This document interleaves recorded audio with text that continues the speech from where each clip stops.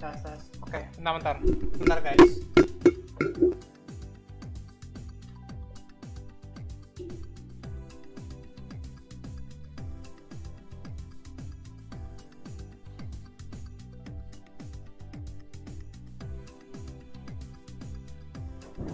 Aduh.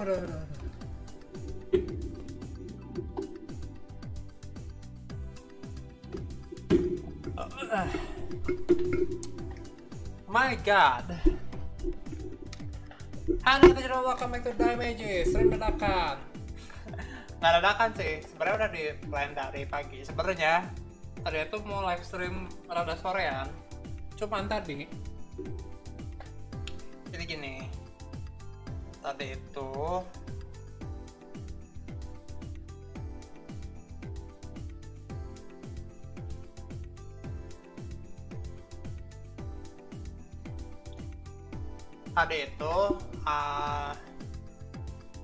mau ngambil meja, jadi ada meja komputer kan, kita mesen di orang.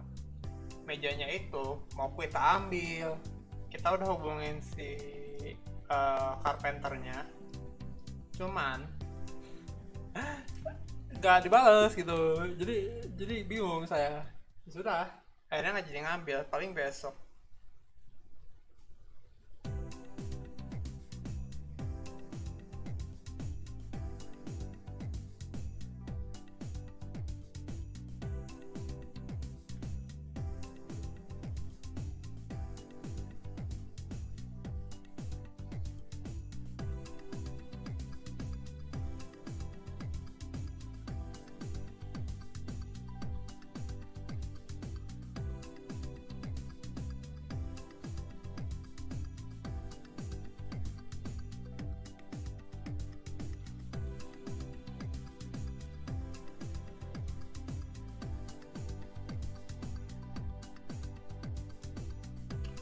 Akhirnya tadi di studio Guild tuh benar-benar ngegajel.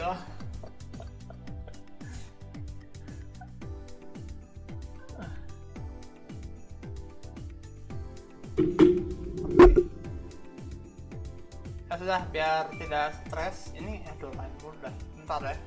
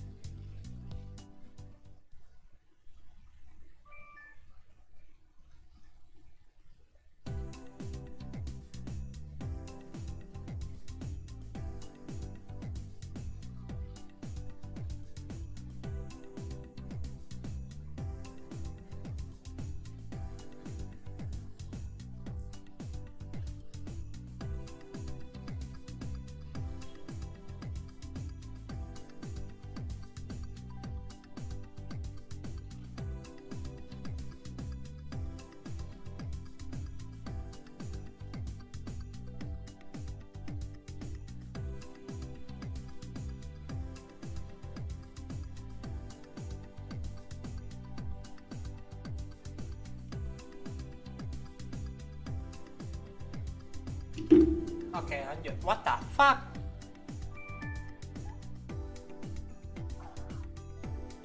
Pingko koneng. Bentar, ini deh tadi ada lain terus deh. Bentar ya, sorry guys.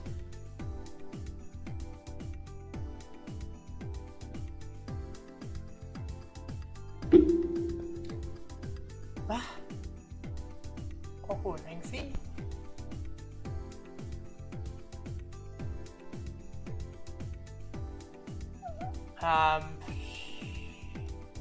Bentar gengs.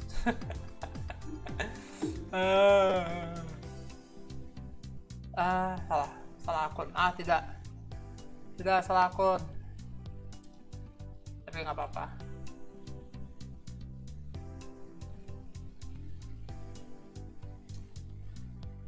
Oh, patah-patah ya.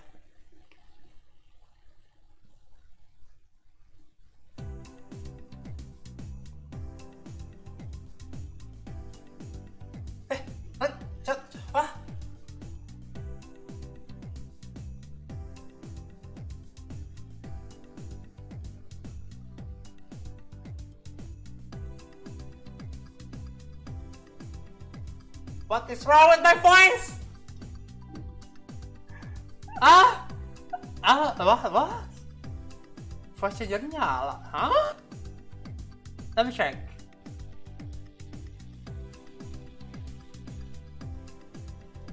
Nggak nyala kok voice changer, kok suaraku naik? Bodo amat. Saya oleh. Ya. Si Edan lagi stream Apex. Oke. Nah. Ini kita pindah ke akun Harukaze Crimson karena di sana paling banyak permimiman. Kalian mungkin nggak bisa denger ya.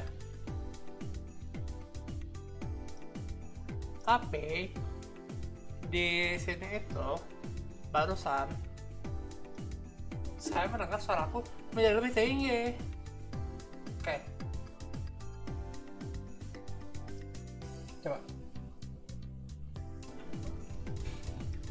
Nah, ini kita pindah ke akun Harukaze Crimson karena di sana paling banyak.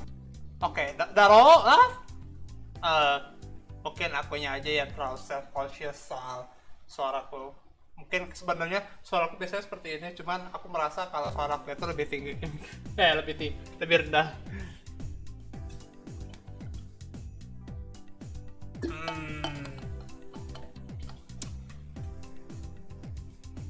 So ya. Ih, banyak yang graduate.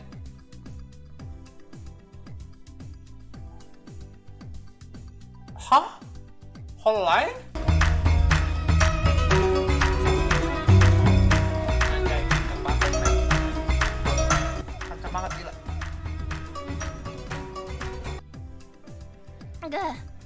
Thank you so much, everyone who showed up during the stream. Oh, birthday You guys stream. really laid out the red carpet, not just with super. Kaget aku, kaget. Asli dah.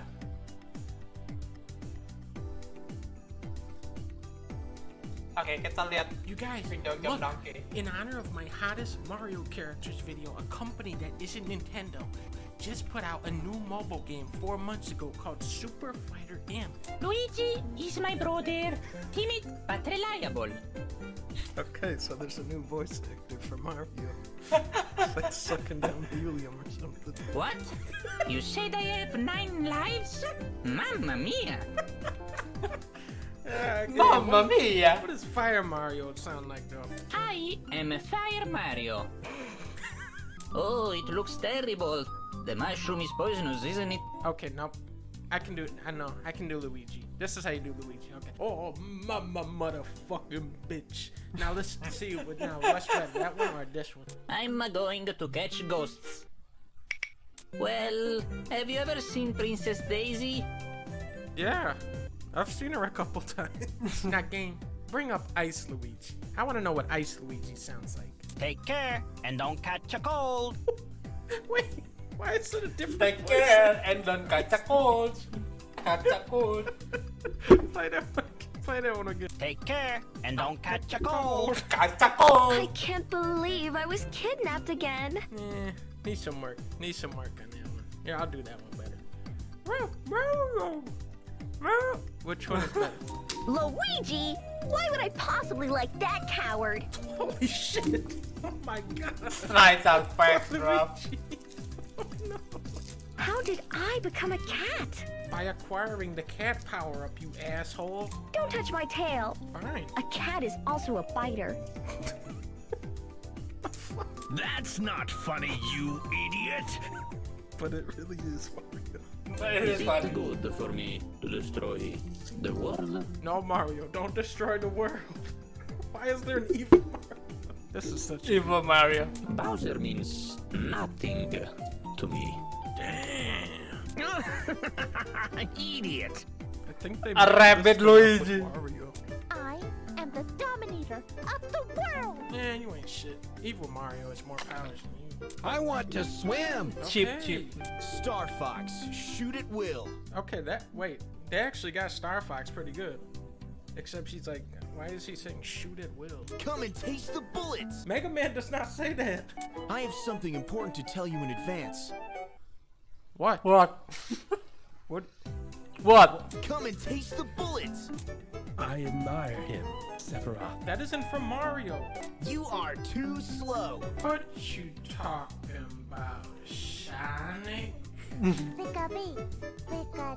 No, they got that all wrong. Wait, they got Brolder? What does Brolder sound like? Brother. What does Cookateel sound like? What's on the menu today? Again. I'm gonna spill you in the soup. Don't spill me in the soup. Now, Donkey Kong? Donkey Kong, that's my guy. Donkey Kong is classic. You can't mess Donkey up Kong. Donkey Kong. You gotta get this right. Step back, or I'll beat you up. They got it exactly right. Do you have a banana butter pie?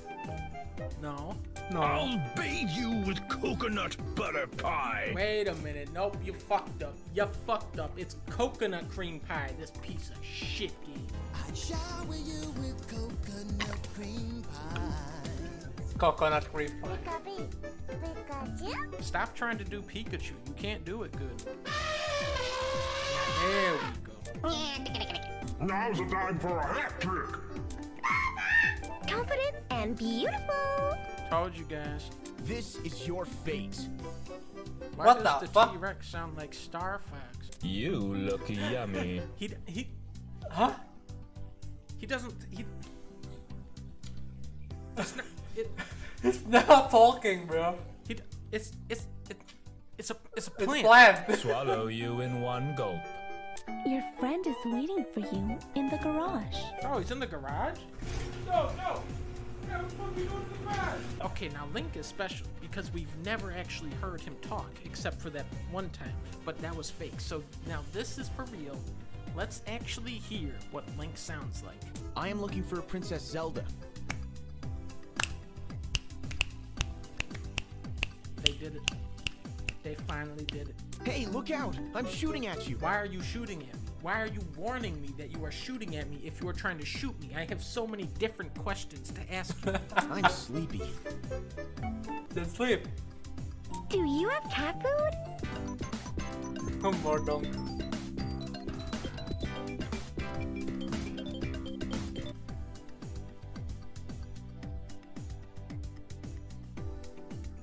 Helmet proof dengan clear. Dari gatal, keringat, dan ketombe. Pakai clear. 3 kali bersih. Aduh iklan.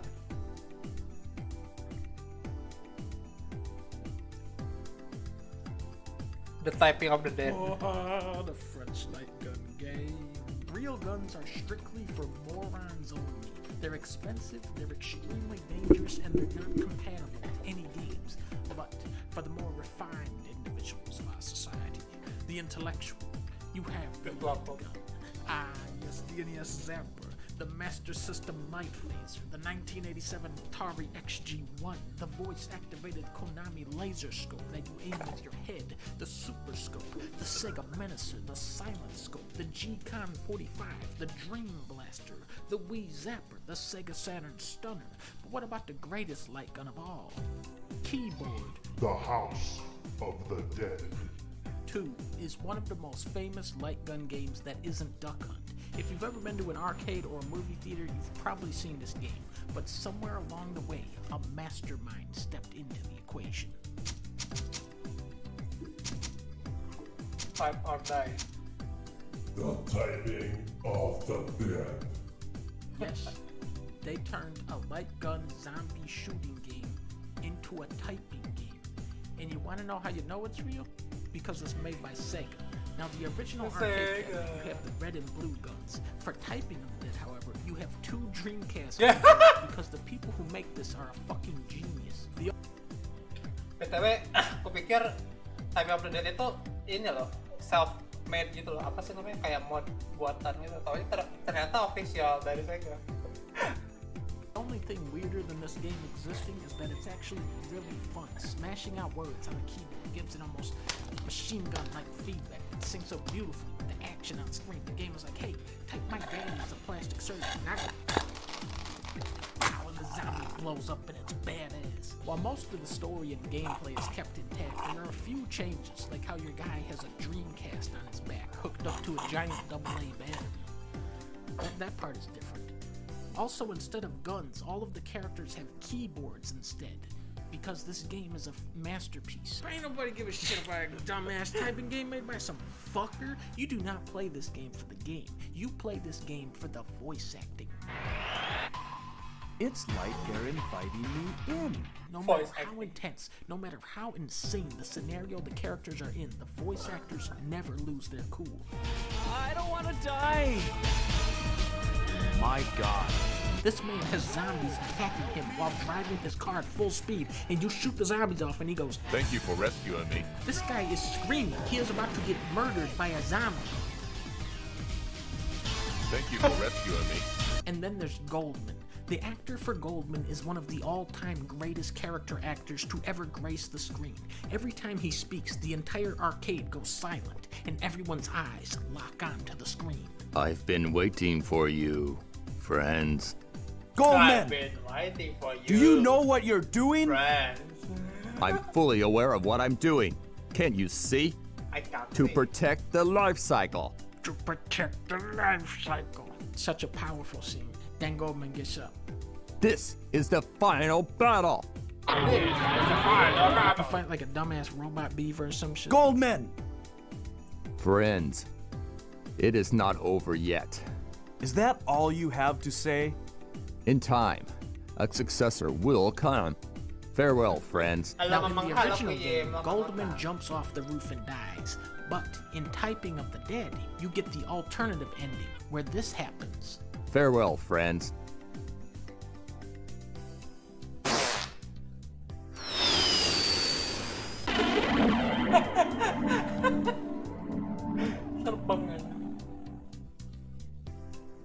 And don't even get me started on pinball. The pinball of the dead.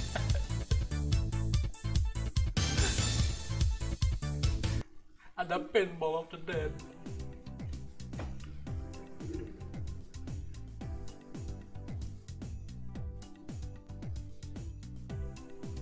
The bar for multiplayer games is so low right now.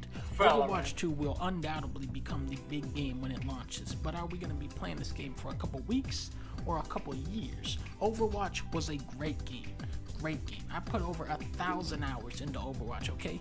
That being said, if Overwatch 2 is a couple new maps and some heroes, I will be very disappointed. First, let's talk about the new co-op. From what I can tell, co-op is the primary focus of Overwatch 2. Like I said before, the most interesting part of this game to me is the roster. You have all of these different characters with different play styles, and I think by focusing more on PvE, you can really get more creative with character abilities and making every hero feel broken in their own way. Remember when Overwatch first came out and Roadhog could hook players that were playing on this hook around corners, and then once he pulled you in, he could just one-shot you. It was hilarious, it was awesome, and it was insanely broken. What's nice about PvE is that you can allow characters to be broken and really focus on empowering the player. During BlizzCon, they showed off this new skill tree feature. It seems like the overarching goal of the co-op mode is to level up each individual, get to select talents on the skill tree like my favorite games, Warcraft and League of Legends. If the talents on the skill tree are some bullshit like do or move slightly faster, I don't think that is going to motivate anyone to level up. But if it's goofy shit, like this boulder move that May has, that is awesome. That makes me want to get May to the max level now. The talent they showed from Reinhardt, though, seemed a lot more subtle. It makes it so his shield heals him when it has over 50% health, which it doesn't sound super exciting, but it does incentivize you to use the shield, and I think this is one of the areas where Blizzard really needs to step it up, is practicality. Overwatch 2 needs to be developed around how players actually play Overwatch instead of developing the game around how you're supposed to play. People will naturally gravitate towards the fun part of any game, which is why even in Diamond they still refuse to push the fucking payload. Why won't anyone push the payload? Because it's boring. Why do people on defense always overextend and get caught way out? Because they want to get kills, which is fun to do. The solution isn't to embrace players' selfish instincts, but instead to trick them into playing like a team with selfish rewards. What's pivotal? About the only info Blizzard has given us on the new PvP is that tanks are going to be more like DPS, healers are going to be tankier, and DPS are going to be faster. These changes sound like a direct response to roll queue. Hypothetically, let's say it's 7 PM. If you want to play a match of Overwatch in roll queue as a DPS character, You can get into a match at about 10 p.m. Fast Pass. What's the Fast Pass? That's the prize you get for playing tank or healer because nobody wants to play those. Fun characters are DPS, which is also more than half the roster. Fast Pass is a practical solution to excessive roll queue times, which was in turn a solution to... Can you not be Hanzo, dude? Hanzo, will you please swap? Yeah, I don't know if we need a Hanzo. Could we not have a Widow? Can you not play Bastion so you can kill? It didn't take people a long time to suck all the fun out of Overwatch. It went from being the game with all these unique characters to the game where if you don't pick the one right character, you get yelled at by some weirdo. And characters that are virtually useless, but once people started caring about which characters were good, you saw Overwatch start to collapse. Tracer, she can dash around, her pistols make this cool sound effect, and she can rewind time. Now we reach it. She is one of the most fun, exciting characters in the game. In 6,000 matches of playing Overwatch, I have seen 5 people do good on Tracer. Overwatch 2 is not going to magically balance every character in this game. That's never going to happen. But Blizzard, seriously? Is this the best you can do? Widowmaker is one of the worst characters in the game. No, don't even try to argue. Everybody knows Widowmaker sucks. So here you have this horrible, terrible, unplayable, garbage character called Widowmaker. What does Blizzard do? They give her the worst ultimate in the game. They give the worst character in the game the worst ultimate in the game. Then you have Junkrat, one of the best characters in the game. Here is his ultimate.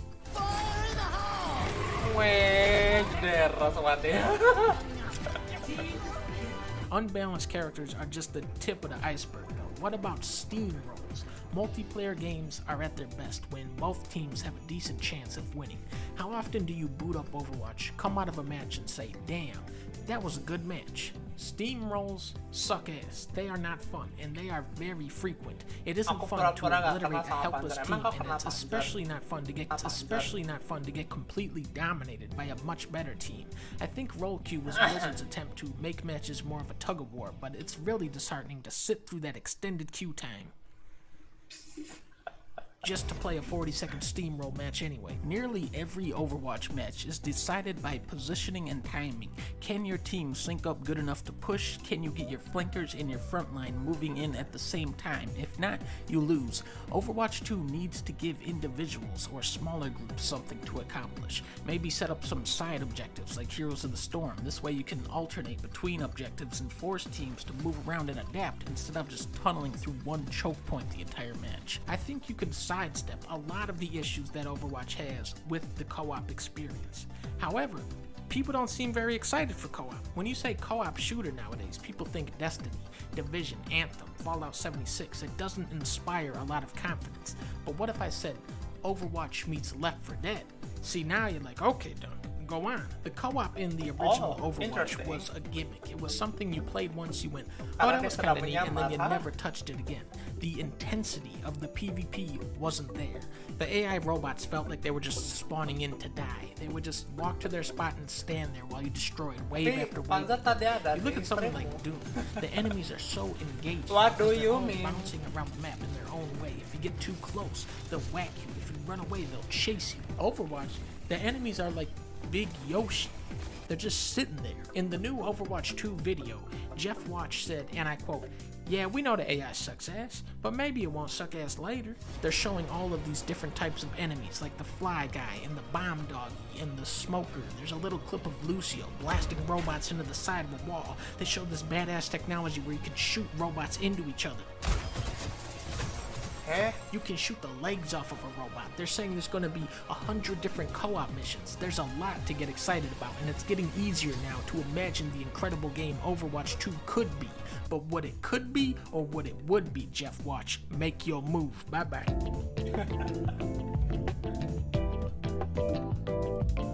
Aku tidak kenal tadi.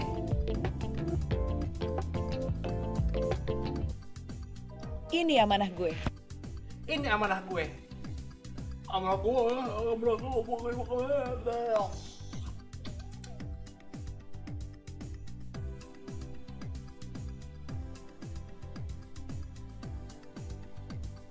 Ames compounding intensifies. Sounds moist.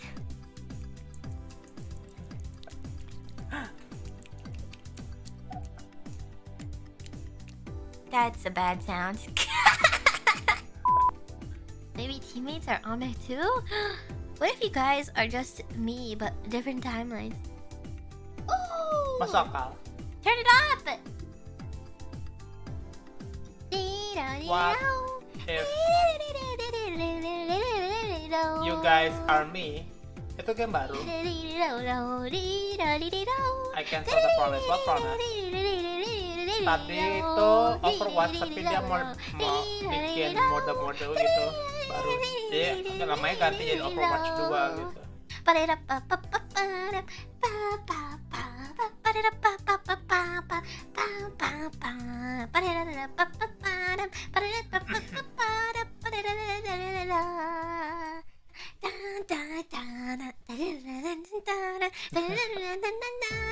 Aku suka kalau Ame-nya yang versi A yang meme itu.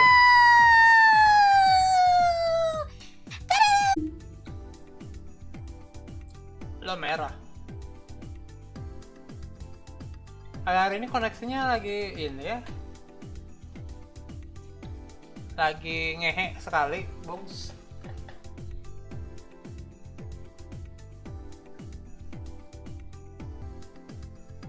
Best champs to main for everyone. And Wild Rift, I don't give a shit. I do give a shit. Tapi enggak.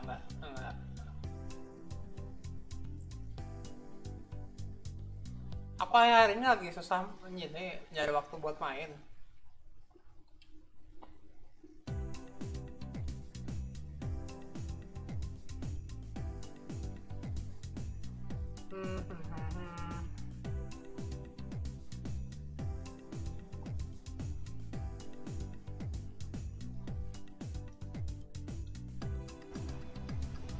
Sir, do you know I... Can I see your license and registration, please? Sure.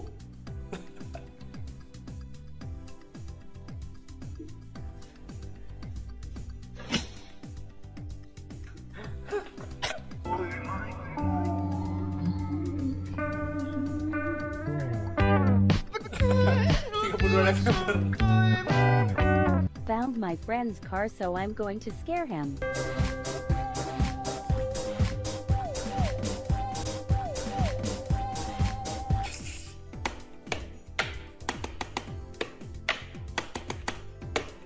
I have seen this one. Aku udah pernah lihat, Refresh.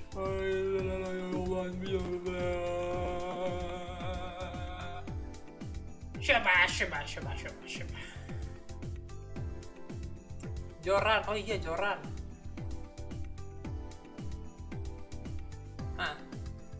Wait, what? Kok ada episode 2 lagi? Udah ada episode 2-nya.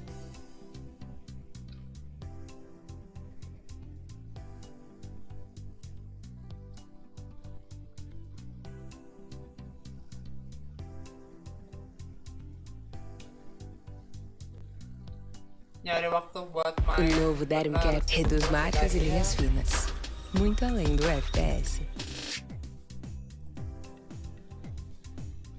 Akhir-akhir ini dia lagi rame. Aja kencang banget bunyinya, Bang. Kencang banget bunyinya. She would be normally in a litter, maybe 6, 7, 8. Giving her milk when she was tiny was a really delicate operation. Very wobbly.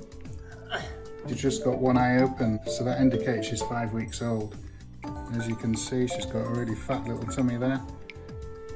So she's got her own little sleeping bag in here, and she's going to be nice and cozy in there.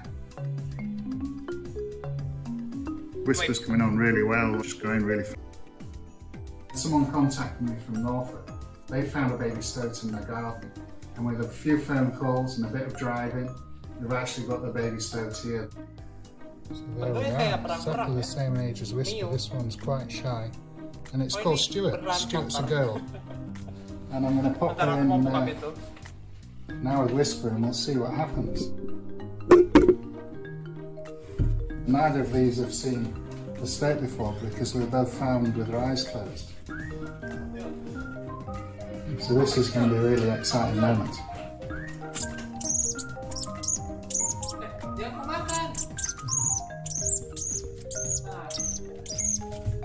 Here comes a little lookout, and we've got Whisper exploring around Bodoh, the back. Meng, I'm sure bodoh. this is going to work. Yeah, they're just calming down a bit.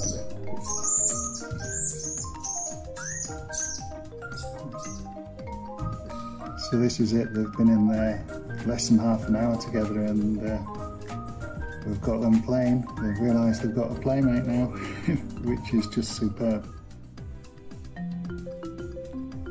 9 weeks old. Kecil banget ya. They're getting really active now. They're climbing, they're fighting, they're playing. They're really ready for the next part of their development, which is going outside into the release enclosure. Right, that's it. We've got two stoats in here now, and we're just going to walk out to the enclosure. So I'm going to put the stoats into the nest here, but we've got loads of places to explore here. We've got the dry stone wall here. So we've got a little nose poking out here, so they're really raring to go. Stuart was cautious, just popping her head out of the wall, sniffing at the air. Whereas Whisper's much more confident, straight out exploring a new enclosure.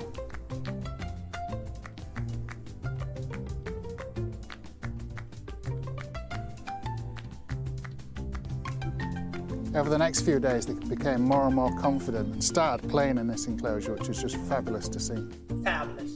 It was great to see some rivalry between the two kids. Whisper had some food, and a hungry Stuart tried stealing it. I even built them a pond. It was absolutely brilliant watching them swim around, playing and fighting in the pond. And now I'm pretty confident they're ready for their next stage, which is life in the wild. Stuart was first to appear, sniffing around at the entrance. Eventually, she takes her first cautious steps into the wild. Whisper and Stuart stayed in and around the enclosure for about a week, before setting off for their new life in the wild. It's been an amazing experience being part of these young stoats' lives, and I look forward to catching up with them in the future.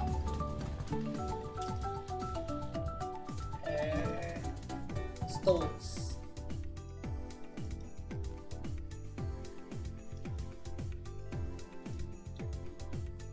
BTW, apa sih? Barusan tuh kan yang nyampe ke guild, ke studio guild, tapi meja sama kabelan, dua-duanya tuh kan nyampe. Kabelan kemungkinan besok. Meja itu orang besok baru bisa aku coba. Besok langsung aku coba datangin gitu. Capek men, capek.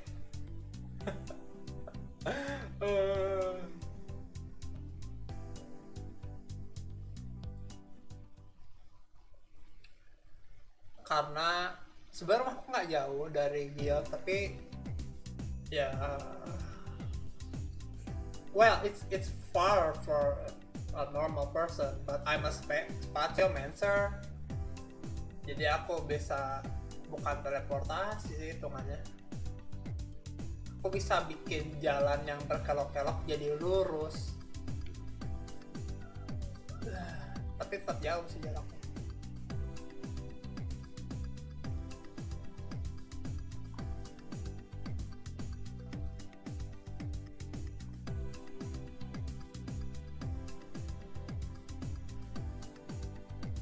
Karena waktu dulu aku beli rumah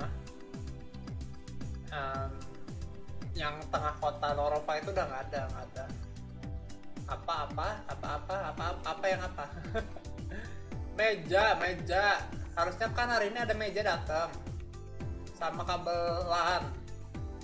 kabelannya nggak datang, ekspektasi doang sih kok kabelan, tapi kalau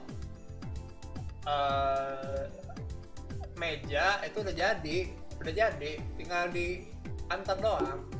Cuman aku nggak tahu alamat carpenternya, aku hubungin carpenternya, nggak dijawab sama dia. Oh udah jadi, bener-bener udah jadi mejanya.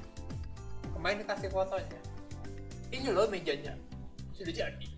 Wow, ya sudah kalau gitu besok saya ambil jam 9 ya, aku bilang jam 9 pagi gitu. Oke. Tak hubungin jam 9 pagi sampai jam 5 nggak diangkat. Sodan. Jadi barusan di studio Guild tuh bener-bener nggak ngapa-ngapain sih, maksudnya ada orderannya dikerjain gitu. Tapi itu orderannya kerjaannya pasuku sebenarnya, aku cuma kayak ngawasin terus ngasih saran doang.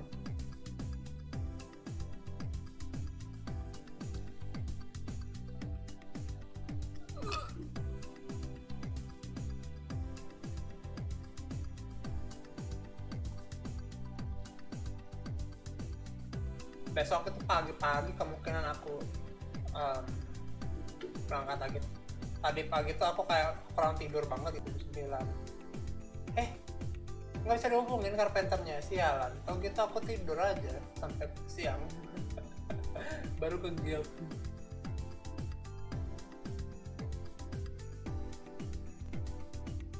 Membuang-buang mana?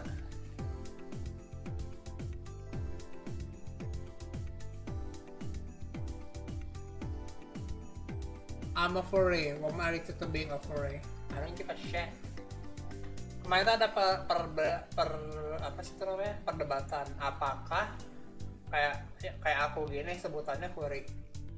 Bilangnya bukan. Jadi ada 3 macam makhluk yang berbentuk hewan. Yang pertama betul-betul actual animal ya. Yang pertama itu apa tuh? Actual animal. Yang kedua itu furry atau beastling kayak gini. Jadi dia itu benar-benar berjalan dengan 2 kaki dan memiliki 2 tangan biasanya. Terus mereka benar-benar sesuai namanya furry. Jadi seluruh tubuhnya itu benar-benar dipenuhi oleh rambut atau bulu. Dan mereka punya fitur seperti hewan, cuma mereka berdiri dengan 2 kaki gitu. Dan mereka bukan kera. Terus ada yang kayak aku gini namanya kemonomimi.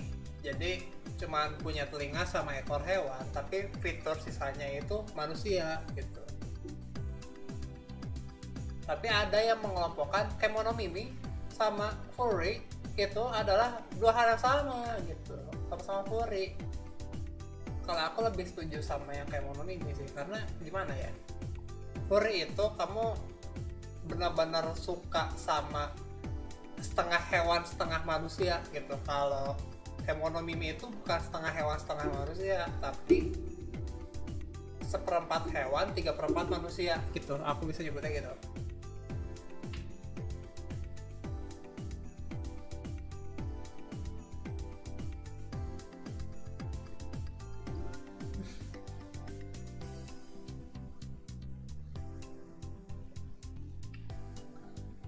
Saya menyerah, nggak mau nyamar lagi. Emang Anda menyamar jadi siapa? Saya juga tidak tahu motivasi Anda untuk menyamar itu apa. Kenapa harus menyamar? Main Apex dah.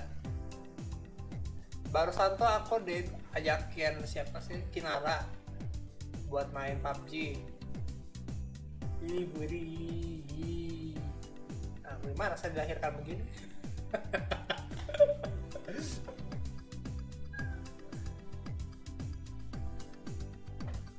Kinara itu barusan ngajakin main PUBG. PUBG bukan PUBG mobile, tapi PUBG biasa yang PC. Bukan PUBG mobile, bukan yang mobile ya. Bukan PUBG mobile, tapi PUBG biasa. So, akhirnya barusan di di studio guild download dulu supaya tidak dicurigai. Anda dicurigai apa? Her sister is a gangster.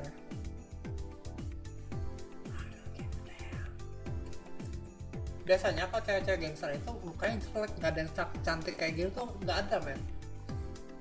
Gak pernah saya melihat cewek gangster cakep gitu. Karena what they care about is how to be strong and how to beat other people. Mereka tuh tidak peduli dengan how to look good gitu. Makanya aku aneh gitu kalau di anime-anime justru yang cewek-cewek kayak gangster-gangsternya tuh perapiannya menarik banget gitu. dandanannya tuh bagus gitu, pakaiannya smack-seh, bodinya bagus gitu. Aneh itu, aneh banget. Tadi aku mau bersihin.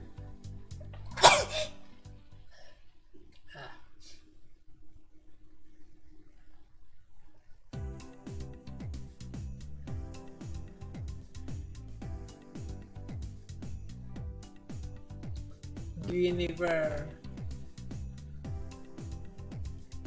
Nih, I don't care. Mari kita lihat apa lagi. Gimana ya, jelaskan ya. Dia coba jelaskan padamu lagi. Jelaskan padaku isi hatimu gitu.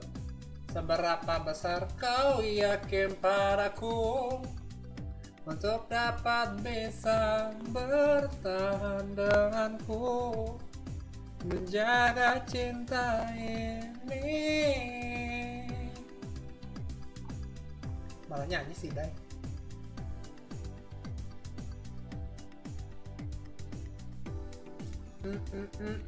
Pertengkaran yang terjadi. Ini aku ngelihat pantat itu aneh banget loh. Wah, keras katanya, terus diketok-ketok gitu kan, wah kayak batu. Terus aku mikir, anjir duduknya kayak mana itu ya? Pas duduk langsung buk gitu lah, bunyi deg. Kan kalau orang duduk santai gitu, dia tuh kalau duduk deg gitu bunyinya. Pasti batu soalnya.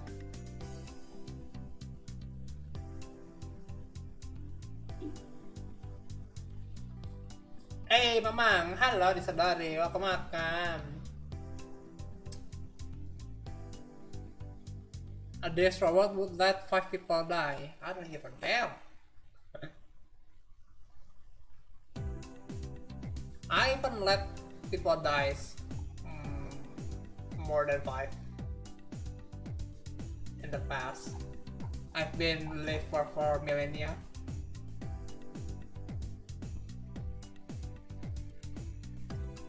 Udah hidup 4.000 tahun.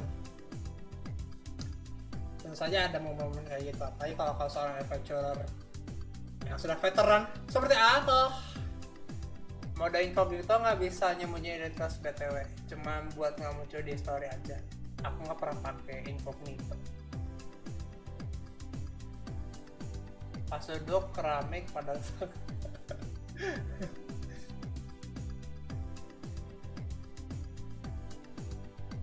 oh, akrobatik volleyball. Oke. Aku nggak pernah lihat akrobatik volleyball di apa sih itu sebutannya? HQ.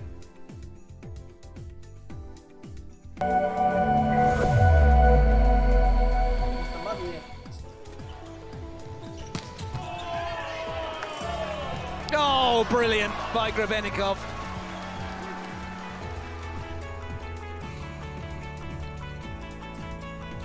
Woi, nggak akrobatik, itu biasa aja.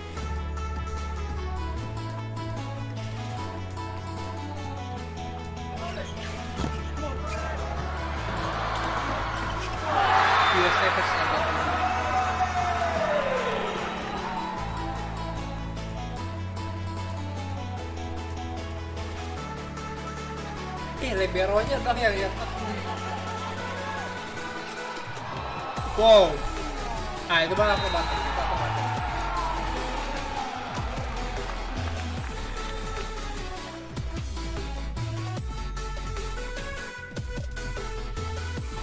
Marco. Pakai kamar gue ya kalau kecil.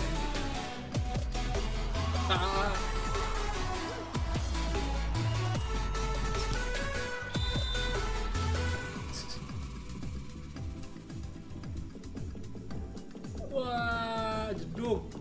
Wah, cedera itu. Aku yakin cedera itu. Bentuknya kena ya.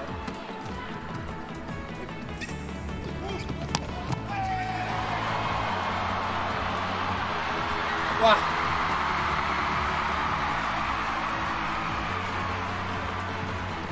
Awas teh, tonton deh gitu.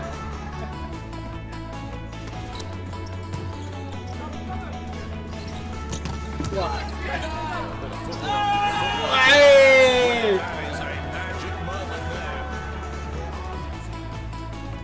Ya, save dong itu mah.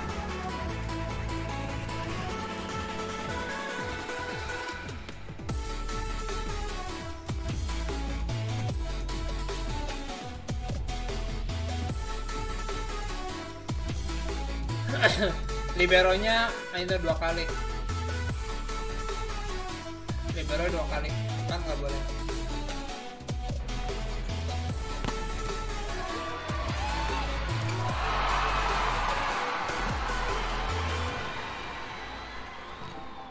Wancai. Ngasih itu nggak cara itu benar biasa.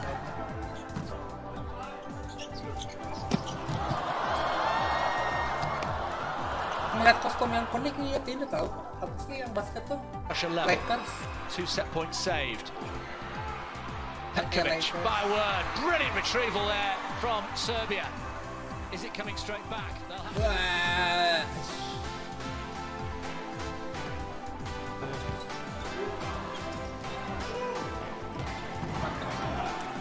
Chances on Bruno's not going to give up on that. What a dig!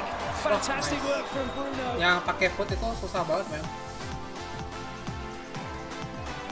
Oh ya, BTW kalian yang buat yang mikir, oh dia pakai boleh pakai kaki, oke. Bola voli itu bukan olahraga tangan. Voli itu kamu boleh pakai seluruh anggota tubuh buat mengembalikan bolanya. Desperately dug out by Petkovic. Pass back in. Kalau kamu bisa cukup tinggi untuk melompati netnya dan salto ke bawah pakai kaki, kau boleh ngelakuin itu. Literally, yes. Not official yet, but that's incredible.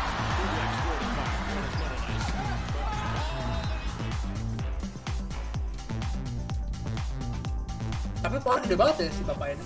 Bapak. Lalu pak. Stick. Oh, it's terrific from Grebenikov. Lights out stuff. Rizovia on service, pushed over the top. Oh, that's a reverse hit. Oh, what a punch! He just rips it. Russia out of system. Oh, yeah. Up for Brazil. Oh, what a pickup! This is incredible volleyball. Oleh. Here's a chance for Canada. Vernon. Brilliantly kept alive by Germany. Learning on the job. There's a lot left to be learned over the course of the next couple of sets. What a save that is over on the far side. Tapi aku suka mikir gini loh. Kalau untuk liga buat World Cup kayak gini, aku masih ngerti sih kalau kamu berani bikin plays yang sampai lompat-lompat ke pembatas kayak gitu. Oh wow, it's up. Unbelievable. That is sensational. Tapi kalau buat liga-liga kayak pertandingan antar klub gitu kayaknya unbelievable footwork there from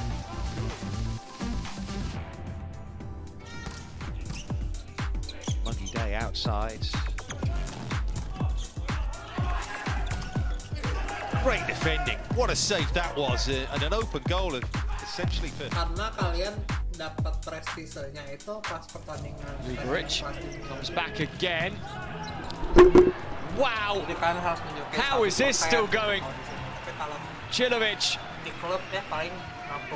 Wojciech plays it up and off the block and can. Yes, he has. That is the most unbelievable pickup from Bekovic that you will see in this field. Buru-buru banget.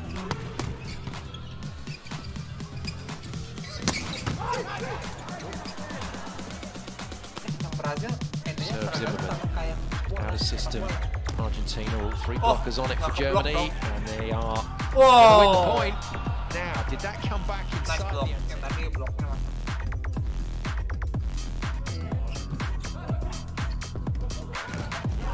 Good blocking. Oh, Eric Shoji all over it.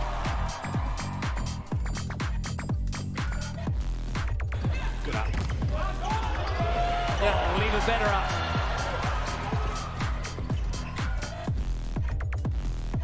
once again. Itu well played, Salis. Fantastic work from him. Little Giant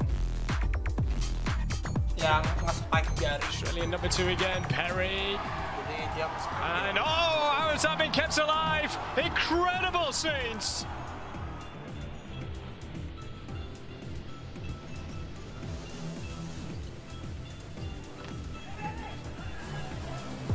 Lovely. Little bit of messy about that one.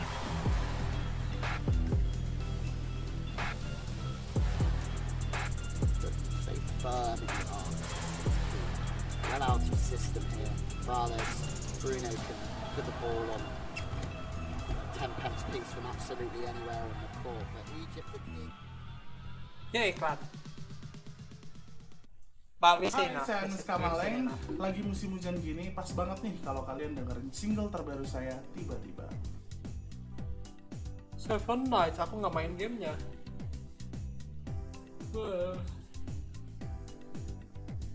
Why did you kill my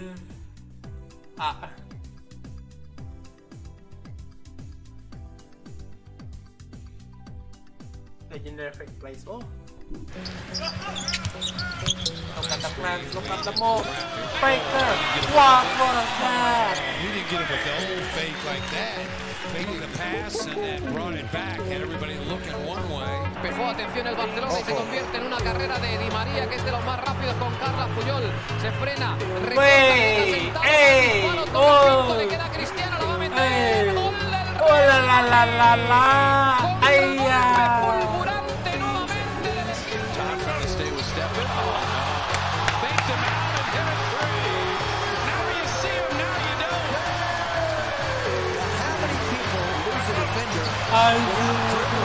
Or pass completion. Here's Lamar on a run.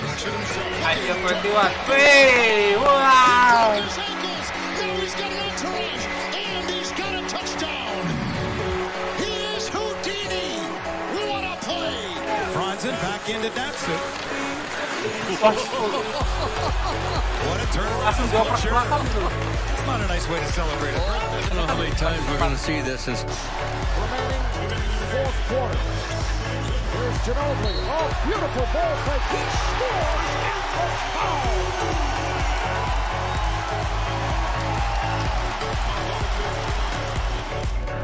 Maro, deu respeito do Maro. Não dá o bote.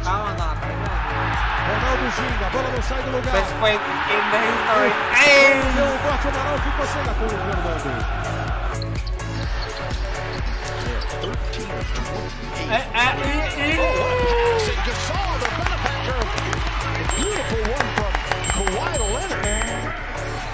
Kawhi just shows up. Stafford gets out of trouble, and he has an open receiver, Danny Amendola. Whoa! And he scores a touchdown for the Lions. Wide open was Danny Amendola. Thank you, Stafford. That's how I get 21.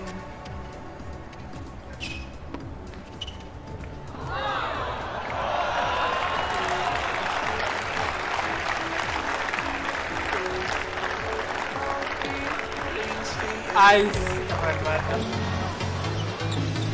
Ball, going to get it from Adams.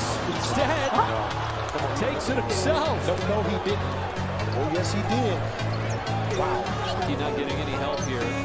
This is ball.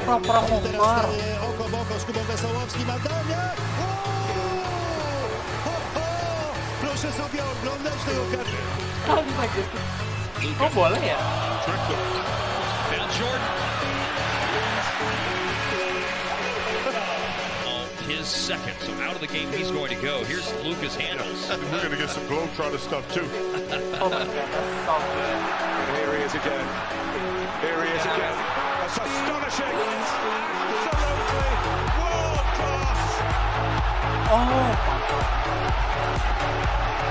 Wah. Good little spin move, but the shot wouldn't go down. He rebounds his own miss. He's going to go back up.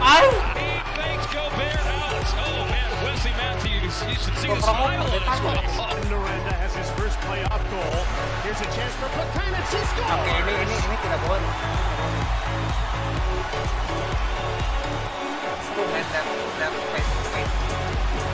great second quarter for both teams. Now Paul goes baseline off the headset. I believe he did. Look at this. Yeah. This is what you call dancing right there now. Got first down and 10. Look at him cut back into the secondary, into the house. Now late hit by. Quand même une carrière comme le bras. Il a été partout. Ah là là là là là là là. Leandro Grimi, il s'est fait mal tout seul. Il s'est fait mal tout seul. Complètement. Là, ça s'appelle se faire enrhumer dans le jargon. Et là, vous avez vu, c'est saignant sur le 3 passements. Nice one, Joe Moutier.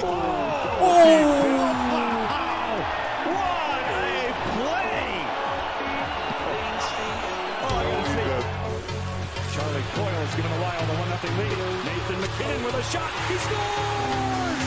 The beat goes on for Nathan McKinnon. Sedikit lempar aja. Augustine.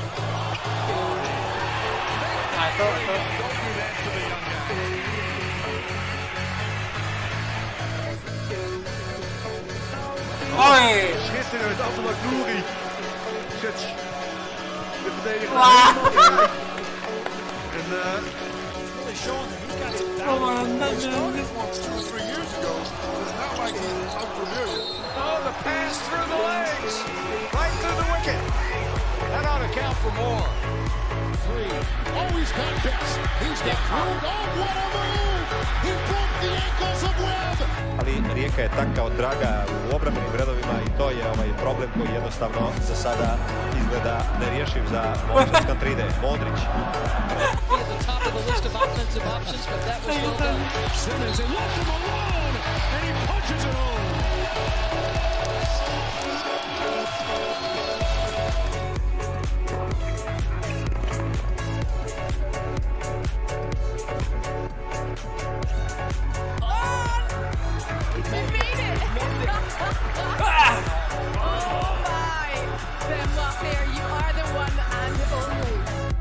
Magician.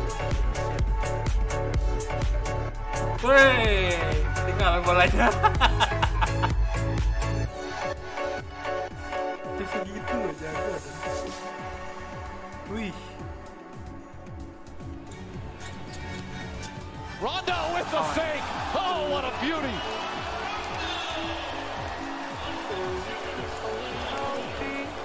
Predators are back in with Forsberg. Forsberg trying to work around Rodin. He put down again with a good move. But his shot is knocked down by Dubnik.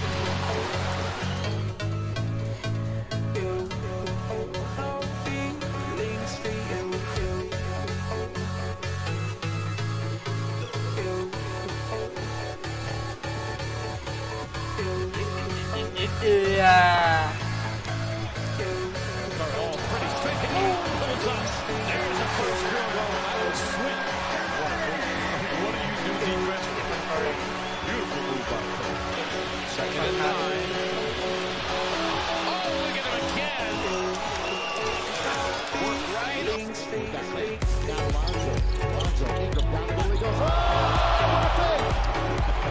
Sometimes a little ball fake is all it takes. Itu split second tau kok, maksudnya dia tuh tadi sebenarnya pengen ngoper, cuma ngeliat ada tangan musuhnya pengen ngambil dia langsung dia refleks ya. Ada waktu masih muda. Really are Joel Embiid. Waktu kakinya masih belum banyak. DeRozan with great patience on the block. Great step through. Sold out crowd here. He turns away from Morgan Riley. Here's Pavel Datsyuk. Great move. Datsyuk to the backhand. And the net is locked. Yeah. Aduh. Nangis. Fake to Beverly and the flush from Harold. But it doesn't look like that. ضد المنتخب الغاني. كرة جول. كرة جول. جول. جول. جول. ما صعد وزل. سيمفونية آخر الليل. بسيمفونية آخر الليل. ما صعد وزل. ما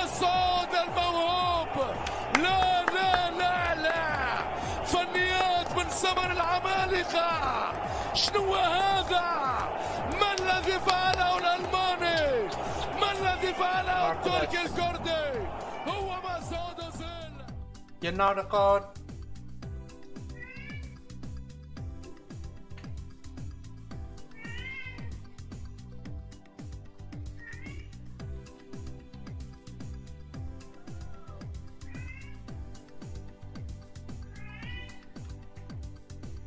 Loncengin di mana,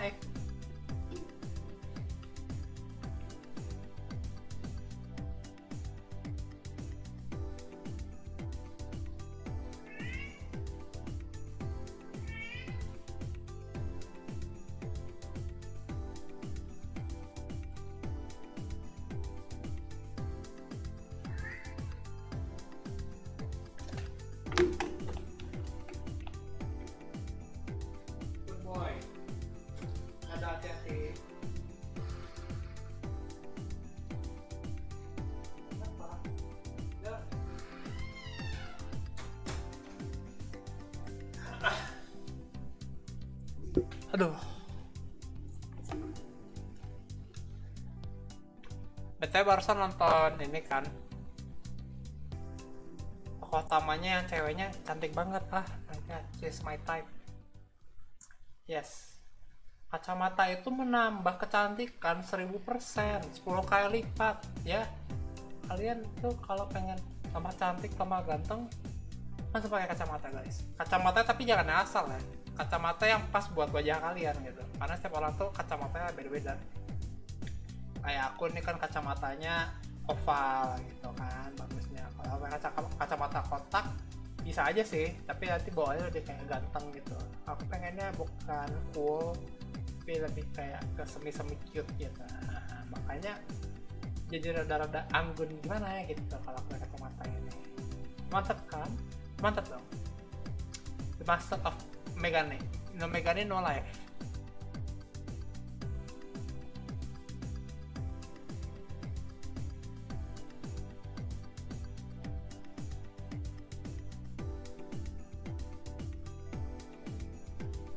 Hak dan Alexandrum. Kan di Eropa tuh ada dua mantan profesional AoV player yang sekarang main WoW Rift. Itu Shurko sama Darkbreaker. Nah, si Darkbreaker ini udah masuk ke Challenger, sedangkan Shurko masih hard stuck di Diamond. Terus aku nanya, kok bisa gitu? Sedangkan Darkbreaker sama Sonhak itu udah di Challenger, kok dia masih di Diamond? Istilahnya ini mah master gitu kan, kalau master aku masih ngerti. Terus pas aku bilang, karena Sonhak sama Darkbreaker itu dia ke challengernya itu nggak sendiri, jadi dia nggak solo queue, tapi dia sama temennya berdua atau bertiga gitu. Makanya lebih cepat naiknya. Oh gitu, masuk akal. Karena solo queue itu bener-bener random, bandingkan kamu main berdua atau bertiga. Kalau berdua kalian tuh bisa jadi dua-duanya carry gitu, carry timnya. Kalau kalau sendiri itu susah men, karena di Warcraft itu nggak ada yang namanya solo carry, itu di Warcraft nggak ada. Nah kemarin, bukan kemarin sih, barusan aku bilang ayo pasuku kita main gitu, tapi pasuku tuh koneksinya susah banget. Koneksinya.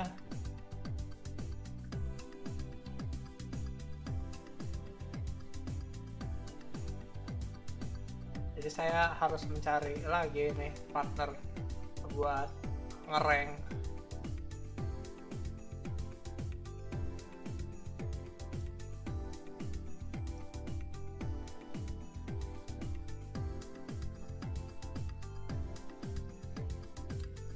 Kita lihat video satu lagi, udah itu kita udahin dulu ya live streamnya. Ini udah berapa lama?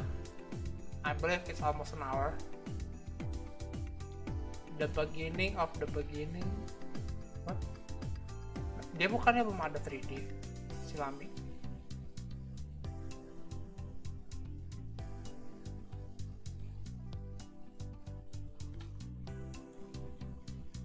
Best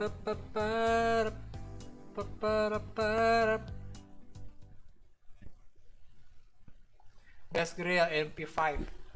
Tapi kalau pakai suara yang English kurang sih. Kayak tante kalau yang versi Inggris.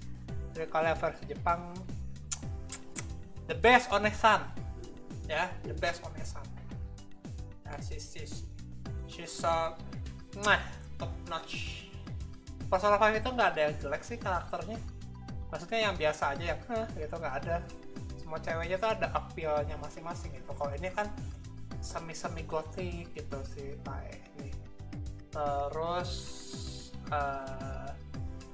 yang cewek pertamanya si An sama Ki An itu bener-bener dia tuh literally supermodel sama Ki An itu. Supermodel. Terus ada yang rambutnya tuh bagus gitu, dia nge-braidnya. Terus apa sih namanya? Itu yang ketua OSISnya itu braidnya bagus, terus bodinya tuh slender.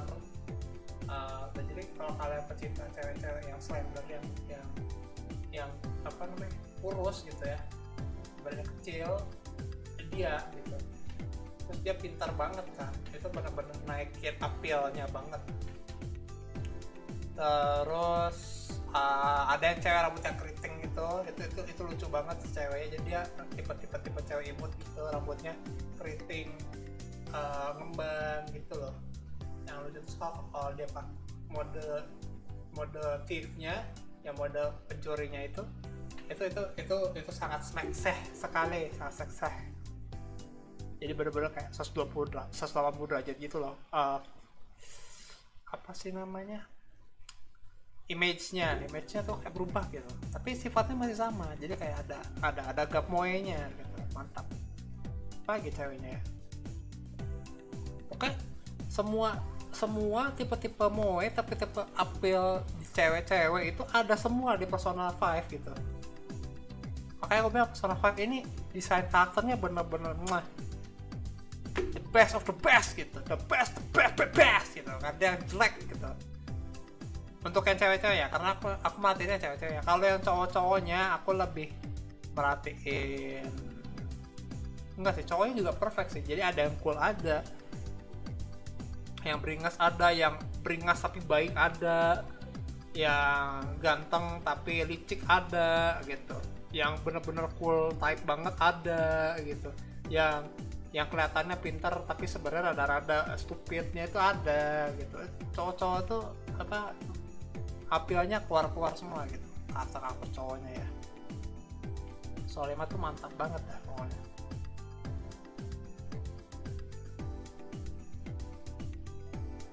Siapa lagi ya?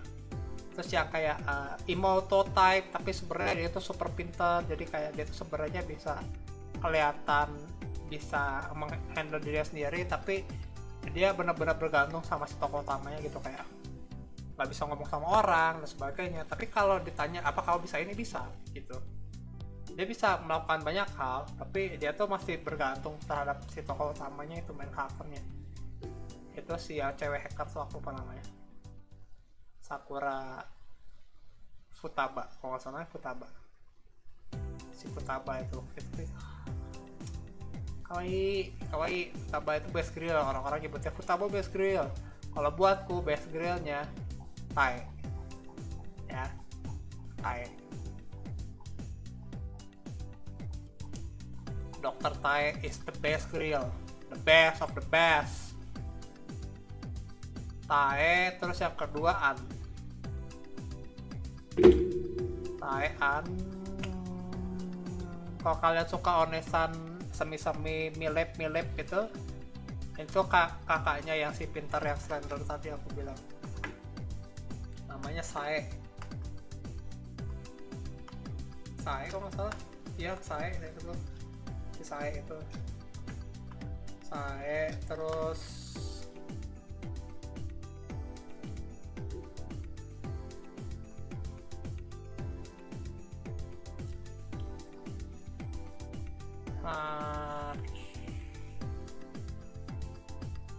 ya, nggak inget.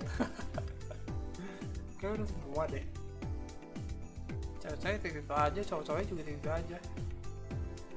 Pokoknya gitu-gitu aja, itu doang gitu.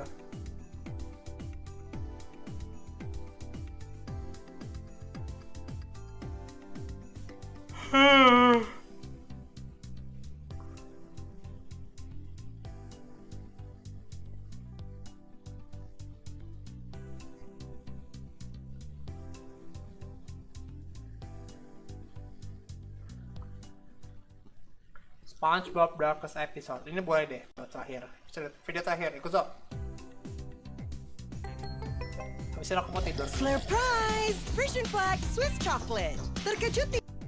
This video is brought to you by Squarespace. When it comes to websites, online stores, etc., there's no place to build a beautiful online presence like Squarespace.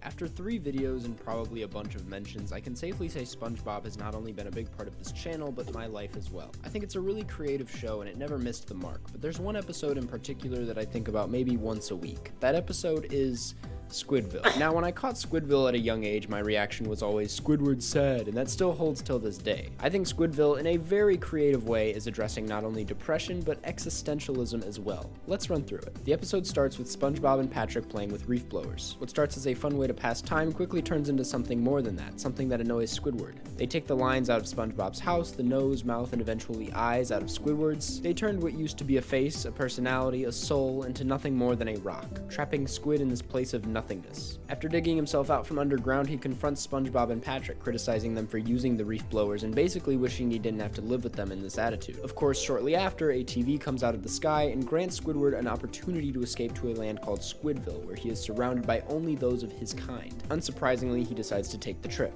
After passing a pretty simple test on his physical appearance, he's welcomed with the same negative energy he's had his whole life by another civilian, and as a result, he feels amazing. Now, the following montage is where things get interesting. Squidward goes about some of his favorite activities like biking, buying canned bread, interpretive dance, and clarinet playing. In simpler terms, it's Squidward in his ideal society. There isn't room for error. But as this life continues, Squidward finds himself numb to these pleasures. After doing them every day, they start to mean less to him. Eventually, he grows depressed, and I think this is where the show gets really interesting. In less than a minute, the writers are able to capture a depressing part of life that everyone has to deal with. We as people, similar to Squidward, have this desire for pleasure / love or happiness, but this episode argues happiness can't exist on its own. By that I mean, even if Squidward eliminates everything that brings him anger and sadness, that feeling of dread is inevitable, which in my opinion applies to all of us. What is happiness if not a direct response to sadness? This episode isn't just stating the fact that Squidward is sad, it's exploring a definition for happiness and satisfaction in general, especially to someone dealing with depression. It criticizes this ideology that bringing yourself satisfaction is surrounding yourself in a setting fit just for you. I think we've all been in that place where we say, if only blank was blank, then everything would be fine. But life is an endless search for that next thing, and this episode is recognizing that. Even with these qualities, Squidward is still sad, so in a sense he's trapped and can never find that full happiness. But that's not on him, it still applies to everyone, us included.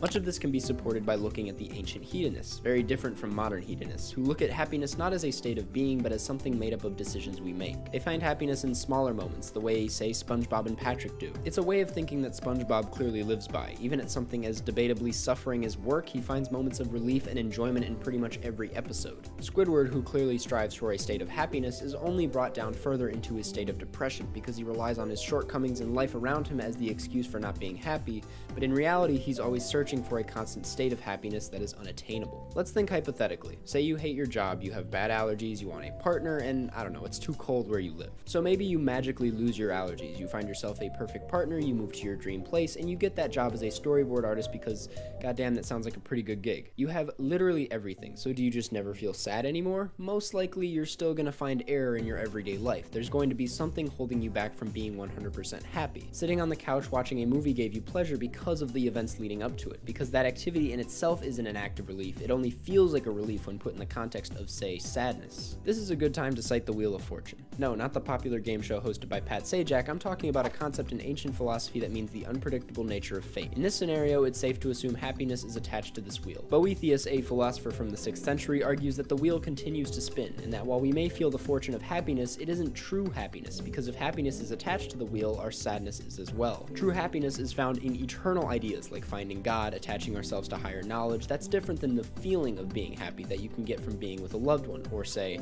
indulging in pleasures you'd find in Squidville. So not much later in this episode, Squidward accepts this depression, finding himself alone in the park. He is then given another opportunity when a reef blower is found unattended. After some hesitation, Squidward takes the reef blower and begins to play with it, using it against others. He causes disruption and annoys those around him, all for his own pleasure. How this ties into earlier is that this society is essentially a mirror of who he is. This is the show's way of showing Squidward battling against himself. The pleasure and genuine fresh happiness that he feels in the moment is nothing but a reaction to his own actions. It's a feeling that only exists because of the bad. Now notice how I said feeling rather than a way of being. Squidward is aware of the harsh consequences that come from these actions, like being kicked out of the town, but in one of the few times in this entire series, Squidward thinks short term on what makes him happy. Rather than striving to reach a state of constant happiness, he appreciates the happy moments that he can get. But is this really a happy ending? I'd argue it's not. I can imagine it being impossible for Squidward to find joy and excitement out of most things after this. I mean, how would it feel to know anything good in your life that brings you happiness will eventually feel numb and bring you sadness? How depressing is it to feel unenthused about the only things that brought you joy, and the only way to find happiness is to disrupt things? And the funny thing is, it's not like Squid is alone. This is all of us. We're all Squidward in a certain sense if put into this hypothetical situation. Squidville is one of my favorite episodes of TV out there. It's impressive how much it does in only 12 minutes. Especially with the way the world currently is, I think it's moments like these that remind you of some of the simpler ways of finding happiness in life. Like, say, watching a YouTube video on Squidville or playing with a reef blower. So I'll end with this. Just remember that SpongeBob is a great show. Achieving a constant state of happiness and fulfillment is unachievable. And what was the last thing? Oh yeah, this video is sponsored by Squarespace. You're probably self-isolating, right? Oke. Ini aku mau bahas dikit ya soal konsep kebahagiaan yang ada. Jadi, contoh gini. Kebahagiaan itu dia ada beberapa faktor. Salah satu faktornya adalah menghilangkan kepenatan yang diakibatkan oleh suatu aktivitas berulang-ulang, dan aktivitas itu bukan aktivitas yang membuat kita bahagia. Contoh, belajar. Misalkan kalian ini orangnya yang bukan tipe senang belajar, tapi karena kalian itu lagi sekolah, misalkan anak SMA misalnya, belajar itu adalah sebuah keharusan.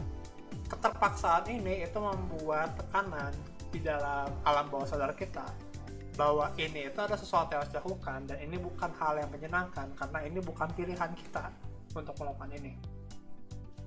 Ya, saya melakukan ini karena saya harus gitu, bukan saya melakukan ini karena saya senang. Satu itu. Tapi kesenangan itu baru bisa dirasakan kalau kita sudah merasakan sesuatu yang disebut dengan tidak senang. Jadi kalau kalian merasakan, jadi nggak bisa kalian itu senang terus. Kalian itu pasti ada satu hal yang disebut dengan ketidaksenangan untuk menjadi takaran di mana batas antara mana yang senang dan mana yang tidak senang gitu. Itu. Jadi kalau nggak ada batasan itu, ya rancu nanti nggak. Jadi nggak mungkin itu kita senang terus, itu nggak mungkin. Pasti dalam sebuah kesenangan itu ada ketidaksenangannya. Itu yang akan menjadi batasnya. Kayak contoh misalkan game ya, game kompetitif ada yang multiplayer. Kesenangannya adalah kalau kalian bisa nge-kill banyak dan menang, itu adalah kesenangannya. Ketidaksenangannya adalah mungkin tim kalian ada yang jelek, atau kalian salah langkah, atau salah pencet misalkan, atau misalkan kalian kalah gitu misalkan gitu, atau kalian nge-feed. Itunya pokoknya ada faktor-faktor yang di dalam alam sadar kalian itu mengatakan kalau itu bukan sesuatu yang baik gitu, yang membuat pikiran kalian ini tuh bukan sesuatu yang baik dan membuat saya senang gitu. Tapi itu diperlukan untuk menjadi takaran kesenangan. Jadi kalau kalian mendapatkan kesenangan tuh kayak wah akhirnya men gitu. Itu yang dibutuhkan. Oke gengs, segitu dulu untuk yes we are Squidward. Kita semua Squidward. Squidward itu orang bukan orang ya.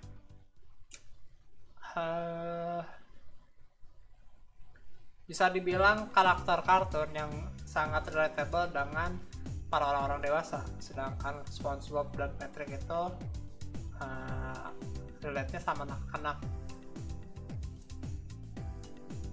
masuk surga atau jadi orang yang depresi? Enggak, karena literally kalau kalian minta suatu tantangan di surga pasti bakal ada tantangan ya. contoh itu pasti ada suatu saat dimana kayak aduh semuanya itu gampang gitu. Aku mikir gini ya, ini konsep di kepala aku ya yang masuk akal, karena aku nggak ngerti konsepnya manusia itu pola pikirnya gimana nanti saat di surga ya. Tapi kalau misalkan kita masuk surga, amin ya, itu ada suatu ketika, ada suatu masa di mana kita itu bosan di sini adalah kita karena apa-apa dapat gitu ya, itu jadi bosan kayak ini tau gampang.